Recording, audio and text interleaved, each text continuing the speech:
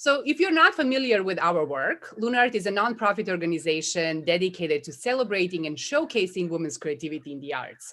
And this live series is designed to explore many facets of women in the arts by bringing outstanding guests and engaging in discussions and Q&As. Now, with that said, if you have any questions for our guests, please feel free to type them on a Facebook chat or YouTube if you watch through YouTube, and we'll make sure to get to them. And one more thing, housekeeping. So LunART Live events are sponsored and produced by Microtone Media. So thank you so much for your amazing work behind the scene.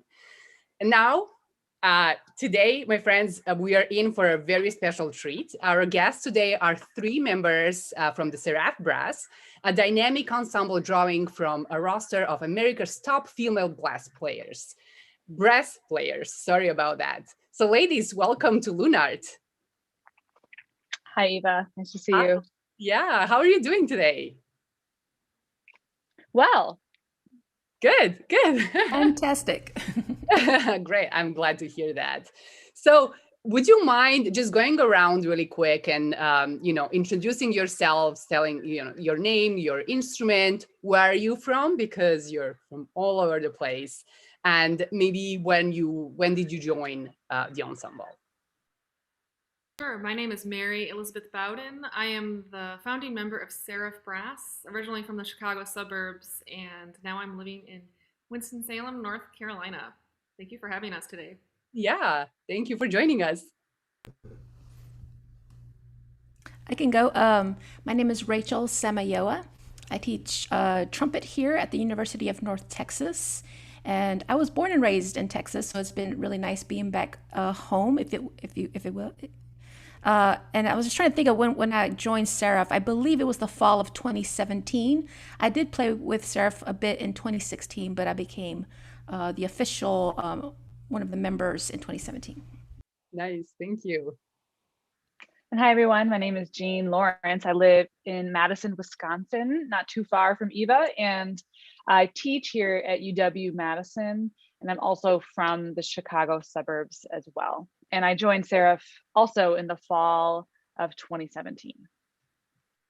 Lovely. Well, thank you so much. Now, I would really love to really go back to your beginnings, and I would love to hear more from Mary about, how and when everything started. And can you just walk us a bit through the process, your thought process, and establishing this group? Sure. Well, the group was officially started in the summer of 2014. That's when I finally had a to-do list on how to get the group started. And recently I've been doing some housekeeping, and I found some old notebooks. I love making lists. And I found a list from 2006 of a brainstorm about forming an all-female brass quintet. And it was a very in-depth brainstorm. But then it was set aside because I wasn't quite ready to take those steps yet. So it marinated for quite some time. And then when talking with some of the original members, we were ready to start the group in 2014. And the personnel's changed a little bit over the first beginning years because we took off a lot faster than expected. During our second working touring year, we had about probably over 60 concert dates around the United States. So it really took off quite fast, which was very exciting. Nice. That's amazing. So, okay, you started as like a brass quintet, right? But now you are performing not just as a quintet, but you have additional members, or do you maybe perform in like trio or quartet settings? Like how does that work?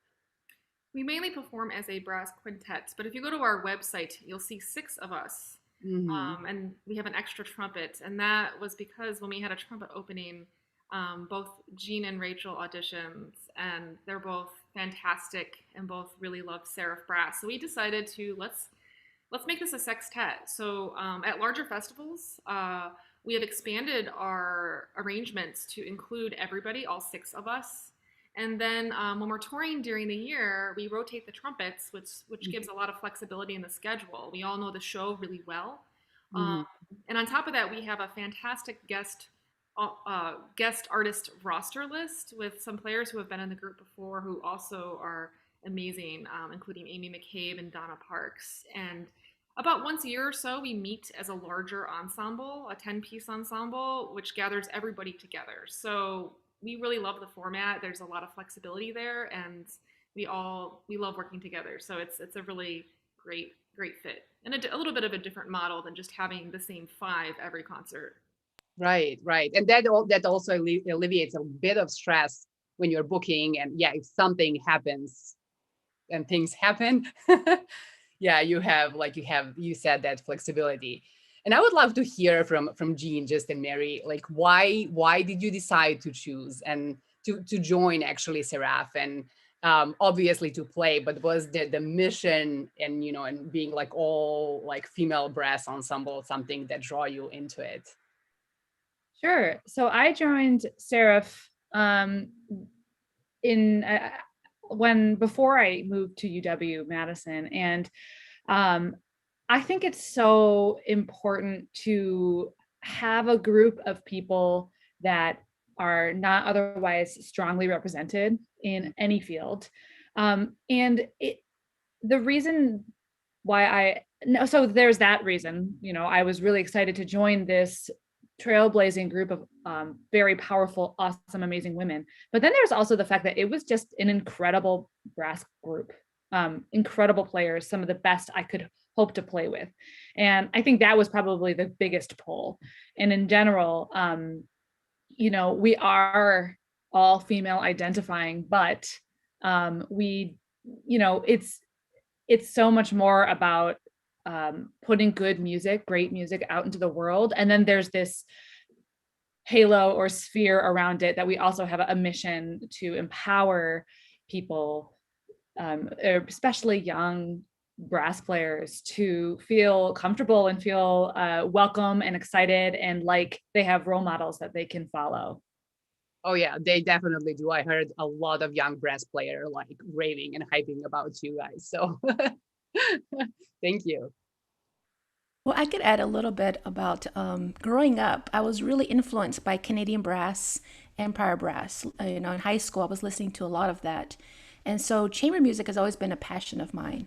And when Mary approached me about the possibility, that was my initial thing. I wanted just to play with an outstanding group. And Mary is an amazing trumpeter. So I was excited to collaborate with her as well. And just to echo Jean, there wasn't an all-female chamber group that I could look up to. So that kind of even made it even sweeter, if you will. And the last thing I'll mention is that I really love that we play music from underrepresented communities, that really we're all passionate about this. And we can talk more about this later, but I think the mission is playing with an amazing group really ties into my passion. Right. Yeah. Well, thank you. Thank you so much. And Mary, I just want to make sure that I understood well. You actually had the idea to be like all women brass quintet, right? That was the drive before everything, right? Definitely. From when I first had the idea in 2006, I wanted to highlight women brass players because we're still not on an equal playing field. And so and since the beginning of Seraph, I've noticed more women being represented in the brass community, and that's been very exciting to see new groups pop up, student groups and professional groups alike. Yeah, thank you. Well, I would love for our audiences actually to hear that power, and you really sound phenomenal. So I'm so excited to play something for you. So what are we going to hear first? This is a movement from Foliations by Jan Bach. It's a short, exciting piece called Romanesque. And we love Jan Bach's music. He passed away last year, and so this is in memory of his vibrant spirit. Thank you. Yeah, let's hear it.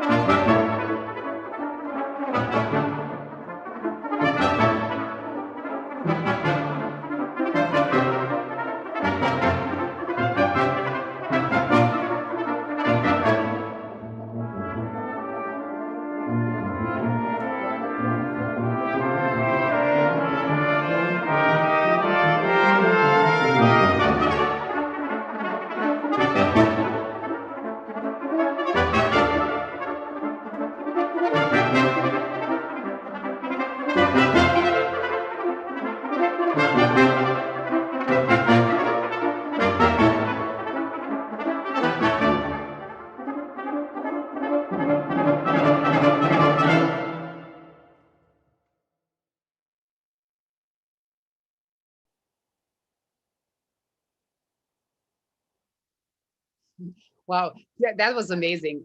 I like I just told you, I've been really playing this like video on a repeat when she sent it to me. So it's phenomenal. I'm sure that audience has enjoyed this enormously. And by the way, I mean, Seraph Brass has so many videos, so make sure to go to their YouTube channel. It will be in our Facebook chat and check them out. It's fantastic.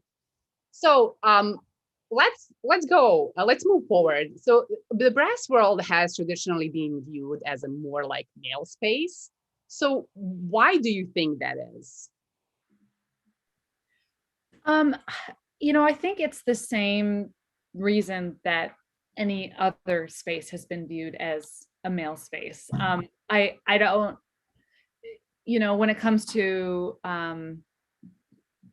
diversifying our communities and cultures, I think that there's a lot of history there that is very, very complicated, that goes very far back. And so the reality is that's how it ended up. And I think until recently, it was pretty, I remember hearing a statistic that something like 95 to 98% of women in professional orchestras at the time, this is 10 years ago when I was graduating, only 5 or less percent were women in like professional orchestras where the sole income comes from being a professional musician.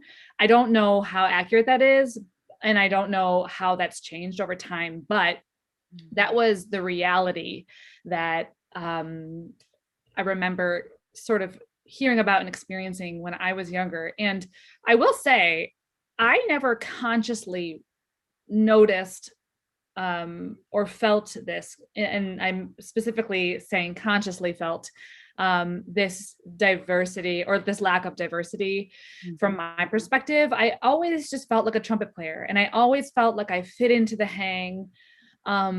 And it wasn't until, really recently, there's been a lot of movement around some of these social awareness concepts. And there's been a lot of data and information that has become available that makes you realize, wow, consciously you might not notice, but subconsciously there's a lot going on.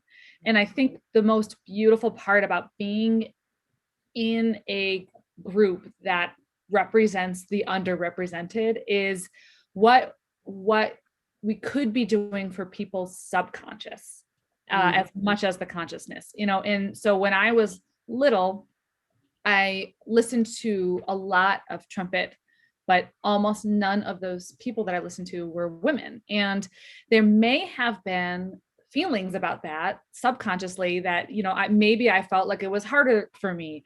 I can't say for certain that that is true, but there is a divide or a bigger stair step that could be felt if you don't see your identity represented. And so I think that that's why Seraph Brass has been, aside from the incredible musical experience, I feel really excited about possibly uplifting and making the space feel more available to others. So I guess that's my main answer to the question. I know it was a big one. Right. Yeah. I'm sorry. It's a very loaded question, and I I apologize about that. But as a flutist, like just growing up in Europe, there's almost no major position in a conservatory or in the orchestra that is held by a woman.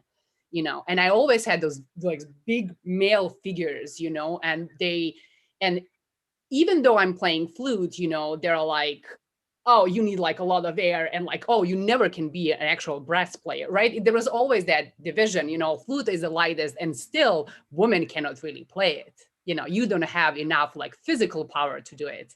And that's one of the reasons for me personally that I like left Europe. I was like, oh yeah, this is like, it's not working for me. I cannot stand this. So I came here where obviously there's so many like women flute players, and I'm loving it. So I wonder if you during your studies or growing up or like, did you experience that like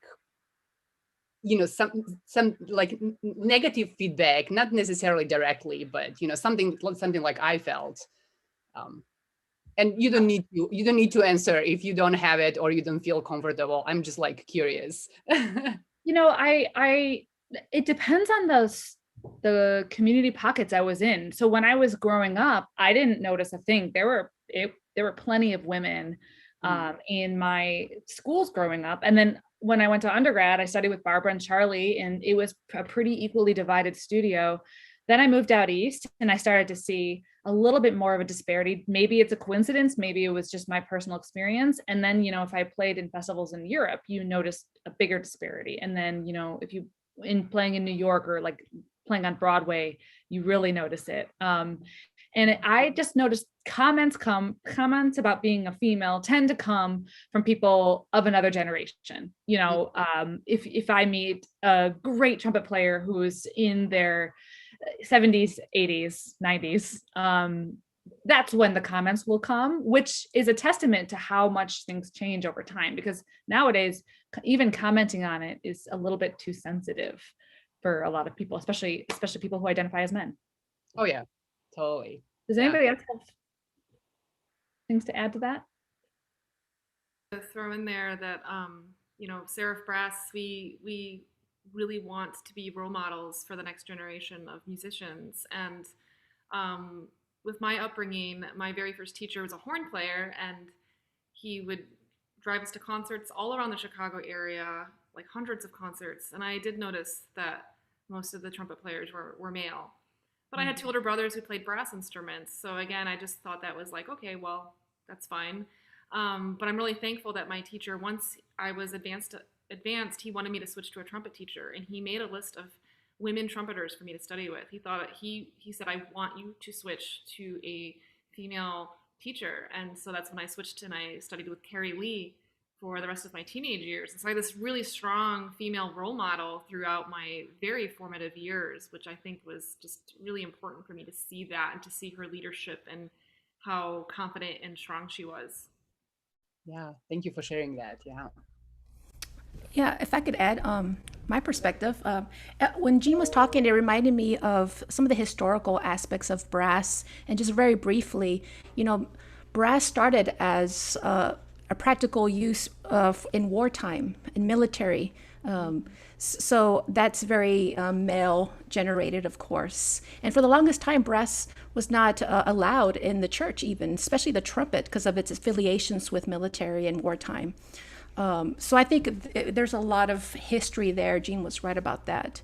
My personal experience as a Hispanic woman, but I was raised in Texas, so there was a lot of diversity.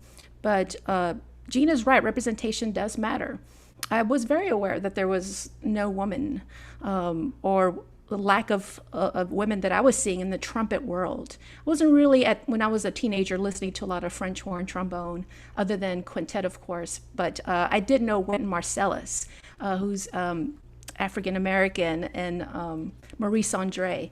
And they inspired me, certainly. But the first time I heard Rafael Mendez and saw, you know, old footage of him playing, it really struck a different chord with me. And then when I started seeing other strong females players as well, it again struck a chord with me. It really made me think that it was possible, that, you know, why not? It is very accessible. And I started having a dream and believing that it could happen to perform. Wow, thank you. Thank you so much, ladies, for sharing this. I know it can be sometimes a heavy question, but okay, let's switch to a little lighter. So this is obviously, you live like in all parts of US, and you're absolutely phenomenal and you tour all the time. So I was just wondering how difficult it is to maintain a group of this size with your busy schedules, obviously very busy schedules. And, you know, kind of what is the most challenging and also most rewarding part of running a group like this? So I think the only way that a group like this can work is if we all are prioritizing the health and continuation of the group. So everybody in the group is very invested in its success and forward movement. Mm-hmm.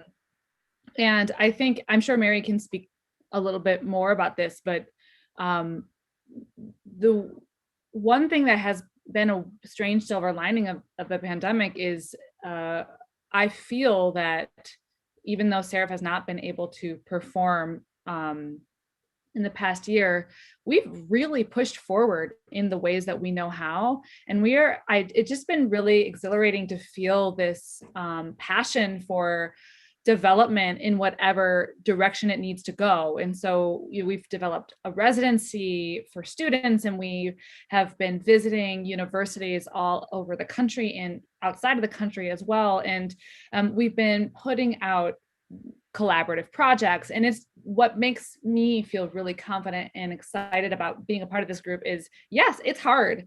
We've figured out some incredible systems that really work for efficiency, and we are able to still put art into the world and help educate brass players regardless of the hurdle in front of us. And I think the priority matters, the systems and the organizational process really matters, and then the commitment to the mission and vision. Yeah, that's great. Mary, did you want to add something? I know Jean mentioned, but if you don't want it, do you have to add anything? You know, if you're looking to start a chamber group or to run a group, you have to be prepared to work really hard and to put in the hours. And I can say on a light day to day, I do maybe a minimum of 1 hour a day on Seraph Brass tasks every day. And so and that's the small end of things. And so you have to be willing to put in that work to keep the group alive and to keep it running. And someone has to do the financial planning and the communication with the managers and presenters. It's just an ongoing task, and it's a daily commitment. Yeah, that's great that you mentioned. That was one of my next questions. Like, do you guys have special roles? Like, oh, one is in charge for like social media, and then you have like a manager type of thing, or someone who is booking just gigs, or do you have divided roles, or you just look at the task like ahead of you or next month or schedule for the next couple of months or quarter, and you're like, okay, this is how we're going to move forward? Rachel, do you want to take this one? Sure. Excuse me. So I think we all definitely think that the key to success is being organized. And we are certainly organized. Google Sheets is kind of our way of life and how we maintain a lot of things, Dropbox. And you're right. Once this year, we've had a lot of educational outreach to universities. And then we usually have panels, or we do different types of teaching that we do. Someone usually takes the lead on this and do assignments. And we kind of very much are aware of our component to the session, to the educational session. So someone usually takes the lead this year on each school. When we did our summer seminar, everybody was in charge of something. In normal times when we did tour, we did have certain things that people were in charge of. Merchandise, someone set up before shows, sets up the merchandise table. Someone's in charge of video, and if we do a lot of video and then listen back as a group too. That's how we kind of get better and those kind of things. So yes, there is definitely roles that we each play. And it's always evolving, because I think we're constantly trying to be better and get better. So the roles are evolving, but it does start from a standpoint of being super organized. Oh, you ladies definitely are organized. And I was wondering, when you go on tour, so do you like set up a tour, and then because you live so far away, do you like, oh, we're gonna rehearse for like a week or two before we're gonna tour, and then we're on the road for I don't know how long, and then we come back? Or how does that process work? Because I know there's a lot of probably people in the audience that are like, or groups, younger groups that are like, trying to think through this. And I know also a lot of groups that kind of fell apart because that was almost not sustainable. So we are super efficient, and we all live in a different states. So, we plan everything ahead of time. Usually in the summer, we'll workshop for about a week if we're introducing some new repertoire and doing some more and more pieces by memory and practicing our stage changes.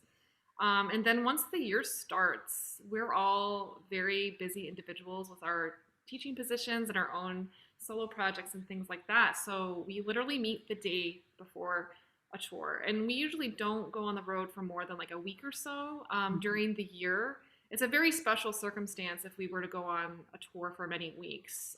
That probably would happen in the summer or once teaching was over. But in the Google Sheets, we set up an itinerary with exactly where we need to be with addresses. And so everything is run really smoothly. No one's assuming anything, and we limit the rehearsal time, so we're super efficient. If we have a guest artist come in, we share all the music ahead of time with recordings, and they're just expected to come in and be able to play the show. So I think it's worked very efficiently. We're not going to rehearse for 1 or 2 weeks before every tour. We just don't have the time. But I think it's great because everyone comes with just this high level of preparation. Like you have to be ready to perform the show, because if your flight gets delayed, which has happened, sometimes people do have to show up and just play the show with no rehearsal, and it works great. We still put on a fantastic show. Right. Yeah, absolutely. Okay, there is one question actually here that's very related to what we're talking about. Challenges of balancing teaching and performing and personal life, coming from a teacher performer and mom. I think personally, I'm sure my colleagues and friends would agree, this is the hardest part about what we do, for me at least. I think the hard part is that personal life and performing feels blended, because I love to play with the people that I play with, and I would do it for fun. And so how do I know what is work and what is fun? It's really hard to identify that.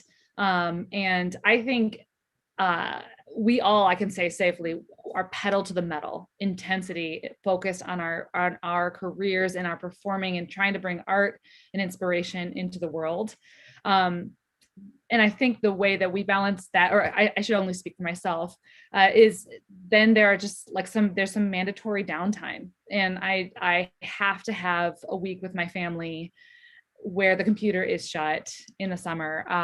And summers tend to be a great time also for Seraph to not only be on the road pushing and then getting back, taking an overnight red-eye flight so that we can teach a full day the next day, but actually spend some time and hang out as colleagues, but also as friends. And we do some really enjoyable festivals over the summer, and we get to, so Seraph kind of becomes a part of our personal life.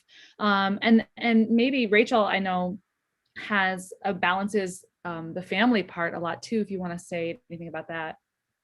Sure. I can start really quickly with the job aspect. Is that we're all college professors, and part of our job, our expectations, is to have a certain level of professional development. The way we don't publish articles or publish books necessarily, but we're expected to perform.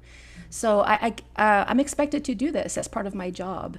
And I have to say, when I go on tour with Seraph, when I come back, I feel so rejuvenated with my students sometimes. I feel so much more inspired because I got to play with these amazing musicians and the experiences I've gotten to have as well. So I'm married, so that is definitely difficult, especially in the summer, to explain why I have to do certain things or my off time. And I know Mary has dealt with that for a long time as well. It's priorities and honesty and time management, but it is tough to be a part. I haven't actually discovered how to exactly do it, but the silver lining, of course, is that I do get to make fantastic music with these ladies, and I think we're making a difference in our discipline.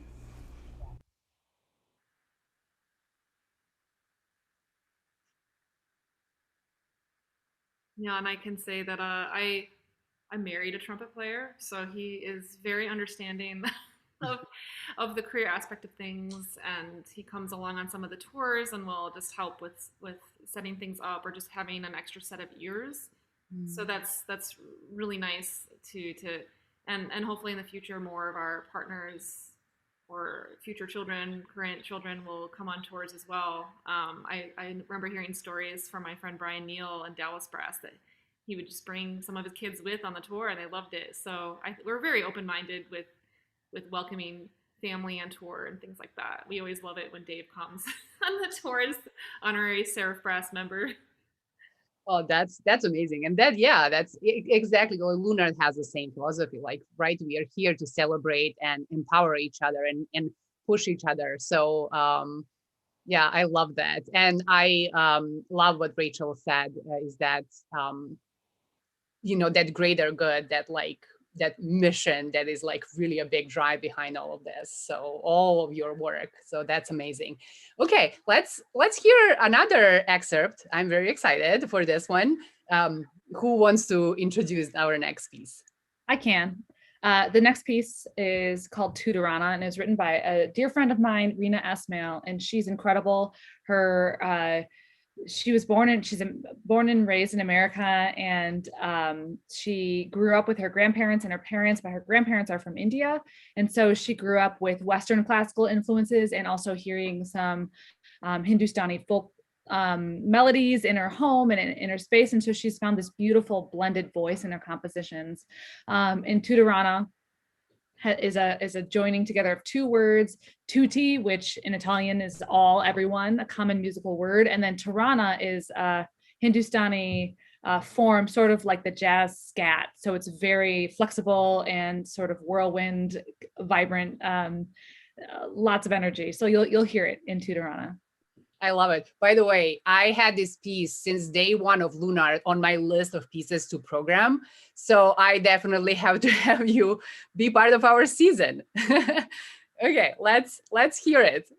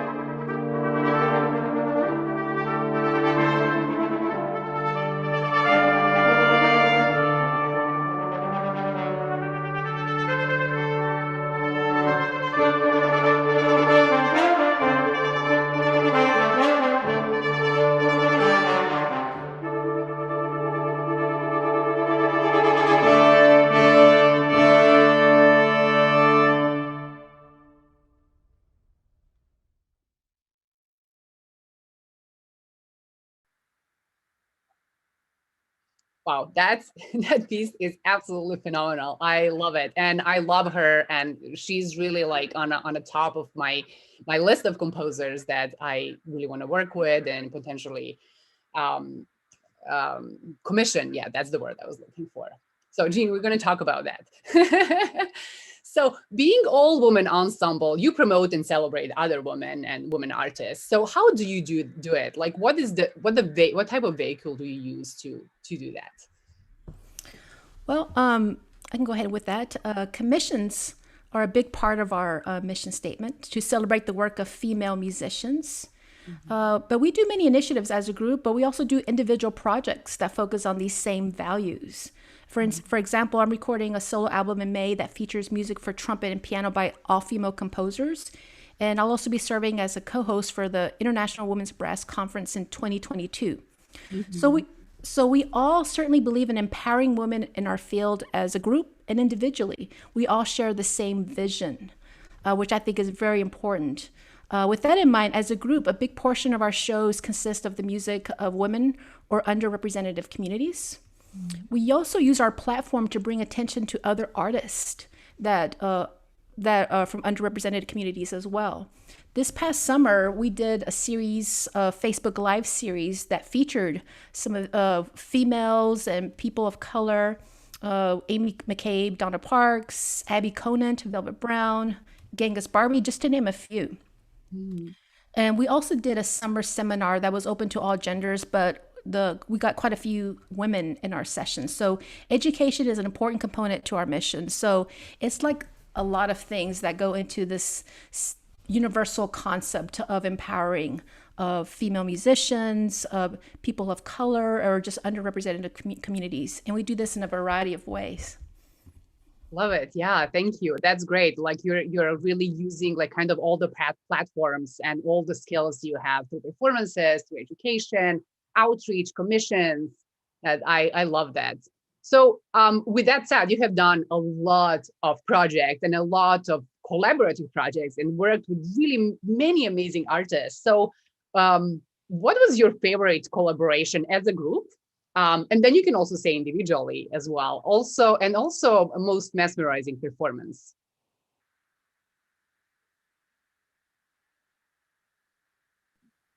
That is hard. Yeah, I know. I wish I could remember. So there's so many tours that get blended together, but there was one tour in particular when we had, there was a lot of young, like student age, maybe junior high or young high school age kids there. I believe it was in Pennsylvania. I forget where. This is the one where Gretchen, our tuba player, she had to get to the airport immediately after the concert. She got in, she had a pickup truck for some reason, I think. And she got in the pickup truck with her gown on. And apparently she closed the door on her gown. So she was driving this pickup truck and her gown was flapping in the wind outside. So that story by itself was just amazing memory, even though none of us were there to hear it. We only have the story. But on that concert, I remember there were a lot of young women who came up to us after the group. And, that was the first time I experienced young girls saying, oh, I have your poster and I've listened to you for this many years. And, one of them was very emotional, and you realize that there is a butterfly effect to what you do. And so moments like that after the concert, when you get approached by people who certify that the mission and vision that you've been working towards is in fact boomeranging back to you. For me, those are the most powerful memories. Love we that. also have a super fan, a young student named Elizabeth, and her parents will drive her many hours to come see us. And so we invited her to play a piece with us on stage, which was very special and meaningful for her. So that's one initiative that we're looking forward to continuing once live tours start again, finding some young musicians that can join us for a piece on stage. Love that. I have a quick one. It's like a twofer, but it was the same place. It was when we went to Finland 2 summers ago. First of all, I was really delayed to the point where I know Jean and Mary, we were doing a lot of sextets, and they were having to maybe we can do quintet for this first concert, and just really brainstorming what to do. I got there an hour before the concert, no sleep. I didn't have my luggage, and someone lent me their dress, and I did a concert like on fumes, and it went pretty well, I think. I don't really remember that much, but the big thing about that tour was we did a concert in a lagoon. It was really fancy. It was really cool. But one of my heroes, and I know it's Mary, I think we all share this hero, 𝐂𝐨𝐧𝐧𝐞𝐭 was there.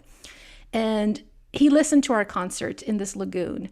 And afterwards, he told me, he introduced himself, and I'm like, totally fangirling. And he said, really enjoyed your concert. Nice job. And to have one of your people that you admire and grew up listening to suddenly give you the compliments that they enjoyed your performing was so transformative and so meaningful to me. Right. Yeah, absolutely. I love those stories. I love it. And I also feel, when someone asks me about my favorite performance, it's almost never about the hall or, like it's more like, oh, what happens right before, or like in the middle of the performance, like something something totally unexpected happened that like just like stays in your mind, is like, oh my God, this is life. Actually, this is live performance. This is life. I love this.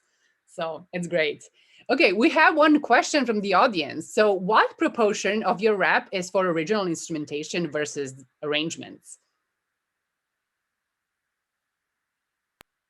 I'm not sure exactly what the percentage is, but we do love having arrangements made, and more of us in the group are making our own arrangements. For instance, we each have a solo feature, and this is usually an arrangement of some crazy violin piece or something. And the ladies in the group have started making their own arrangements for those pieces. A friend of mine, Jeff Luke, who's in the Utah Symphony, formerly Atlantic Brass Quintet, has made a lot of fantastic arrangements specifically for the group. So we have our favorite pieces like that, and then we also have new works that we really enjoy, including just a lot of new pieces. We love Joan Tower's Copper Wave. That's one of our favorite pieces. And then there's the commissions on top of that. We've commissioned a handful of works, and so we're continuing to build on that. We've joined a consortium with Axiom Brass for a new piece by Kevin Day, which will be, I think, available in the fall. And also our newest consortium effort is a new piece for Seraph Brass by Catherine Selfelder for brass quintet in either band or orchestra. And so we're having a bunch of bands and orchestras join the consortium, and the premiere, I believe, will be in November. So stay tuned. Yes. Oh, hopefully in person, right? With full concert halls. Love it. Yes. So audience, make sure to go to their website, their Facebook page. I don't know, you have Instagram, Twitter, like all the social media accounts, and make sure to follow them and, keep in tune with what's happening, because many amazing projects are actually coming up.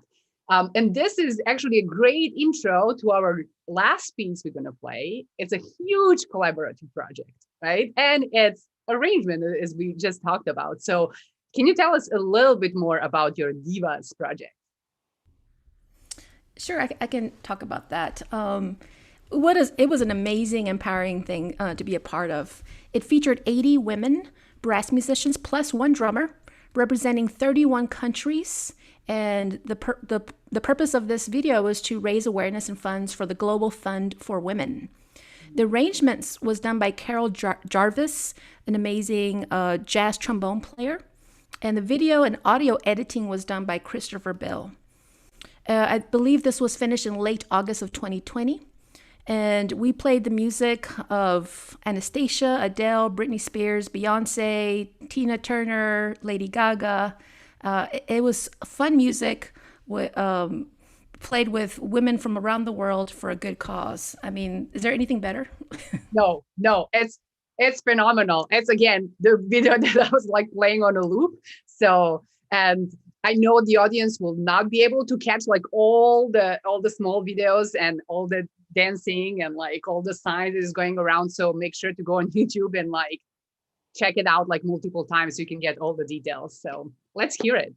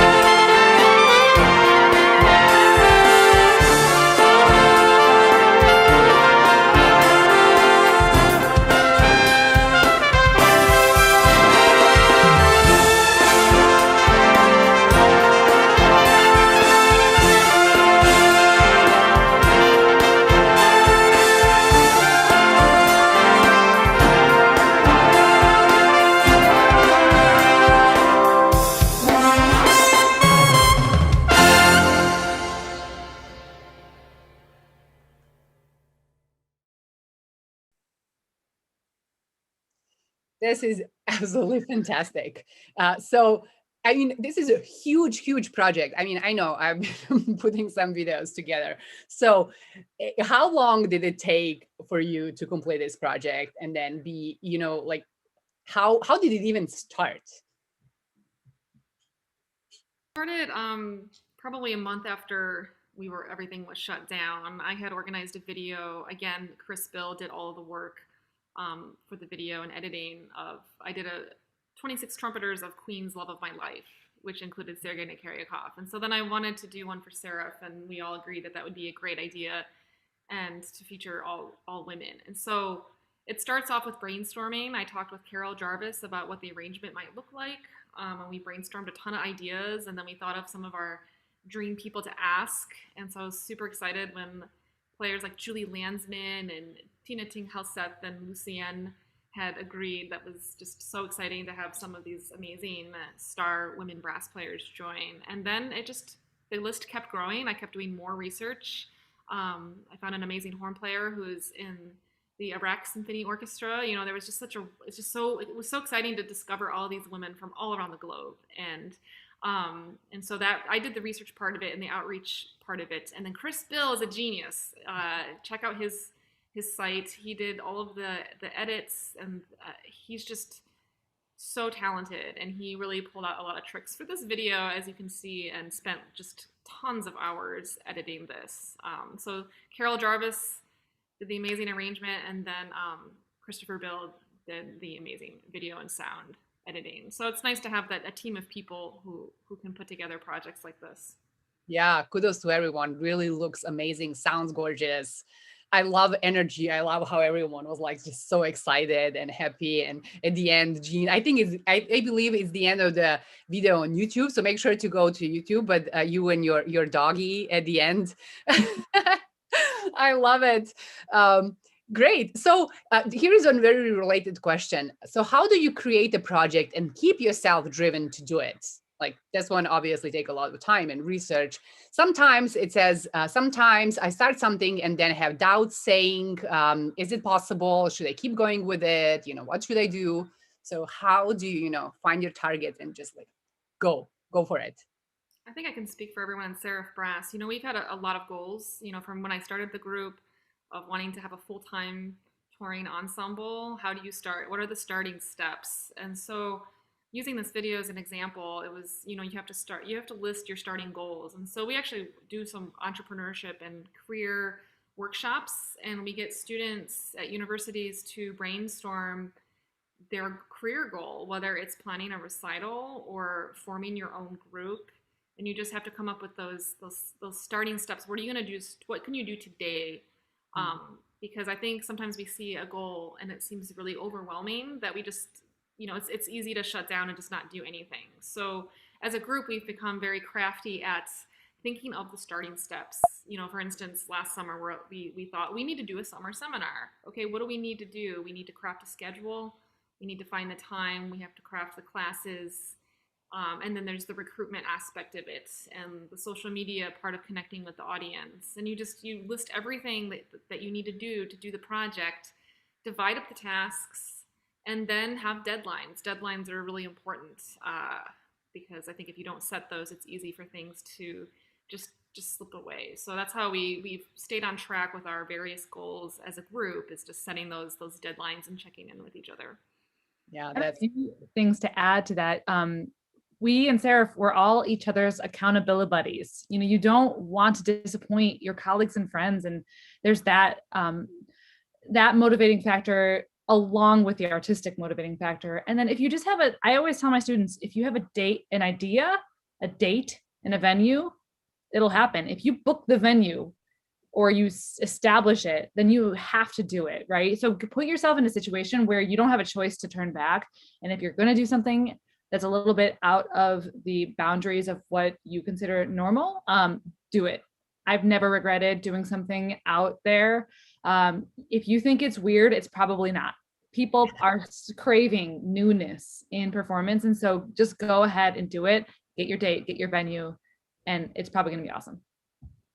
Love it. Yes. And it's so true. Like one step at a time, right? Be bold and just one step at a time. Like that's how you can get to any destination. Just, keep working on it slowly. Great. We have very little time left, but let me see. I have some of questions here. Okay, can we go really fast to the next question? Which music accomplishment in your career are you the most proud about? Can you think of like flash question? I just completed a film that I'm really proud of. It's generated by music, and it's a beautiful tribute to my great uncle, who was a really well-known writer in Japan. Love it. Yeah, and you won a first prize in Canada Film Festival. Yeah. Right. Okay. We need to share that in our notes. Congrats. That's amazing. For me, it's kind of a personal. Getting my doctorate in 2008, because I'm first generation. My mother was from Mexico. I was first person in my family to graduate college with an undergrad degree. So it was very meaningful to me. So I think that one really popped in my head right away. Right. Yeah. Congrats. That's amazing. And I think for me, forming a group like Seraph Brass, which I'm pretty sure will outlive me. And I also did a big commission of a brand new trumpet concerto by Vivian Fung, and working on album details for the next year. So congrats. Wow, that's absolutely amazing. Oh my God, ladies, I have so many questions left for you, but like I don't really have time. So can you just tell us quick, what's the best way for people to connect with you? So we are very active on social media. You can follow us on Instagram, Seraph Brass, also our Facebook fan page, which is also called Seraph Brass, and Twitter. Our website is seraphbrass.com. And from there, you can check out our individual pages as well. And yeah, I love staying in touch with all of the fans online. Well, thank you so much for joining us today. This is absolutely amazing. And I really wish we had more time. So actually, I just need to bring you again. We can talk more. So, okay, my friends, this is it for today. I really I hope you enjoyed our talk today and really got inspired and got some actionable tips out of it. So if you enjoyed it, please make sure to like Seraph Brass social media channels, and also go to LunART channels and like us on Facebook and Instagram. And if you want more of this, make sure to donate through our website at lunartfestival.org/donate. The same is for Seraph Brass. LunART is actually at the end of our In Her Honor fundraising campaign, and we're about 75.5% of our goal. And with any donation to LunART, actually this month, for the month of March, for Women's History Month, you can honor the women in your life that have inspired you. And all the honorees will be recognized on our website, social media platforms, and our season's playbills. And maybe it's your mother or your grandmother or your mentor, your sister, or an athlete or a famous woman. So whoever who has made actually the difference in your life. And I'm sure, like Seraph Brass did for younger brass audiences, you will probably be mentioned years from now. So thank you once again for joining us. Have a great weekend, everyone. And then we will see you for our next LunART Live episode that is scheduled for Friday, April 30th at 12 p.m. Central Time, with an amazing composer, entrepreneur, designer. I mean, she's everything. She's like this free spirit woman, Milica Paranosic. So stay healthy, stay strong, and we'll see you soon again. Thank you once again, ladies.